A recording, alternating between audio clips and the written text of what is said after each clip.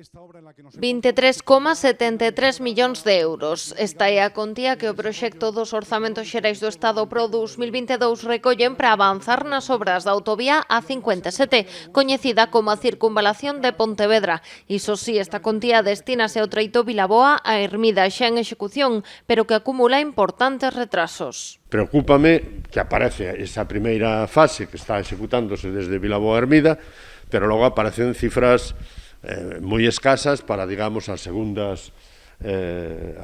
fase e a terceira fase para conectar con Curro, que se non se axiliza toda a tramitación, pois isto vai a eternizarse como se eternizou a primeira fase, e iso sí que me preocupa, non? Os dous treitos pendentes márcanse sen previsión, destinándose únicamente 100.000 euros para manter aberto o capítulo. As contas recollen outra demanda histórica da cidade para o enlace de Pontevedra Norte, coñecido como nó de Bombeiros. Repítese unha asignación de 2,2 millóns de euros para o 2022, tamén 5 millóns para o 2023 e 3 millóns para o 2024.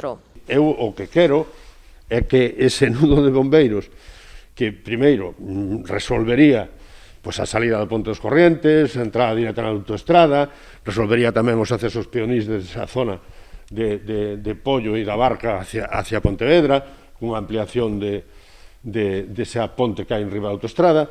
Esos son competencias estatais que, en teoría, están xa discutidas, aprobadas e orzamentadas, e do que se trata é de licitalo, non?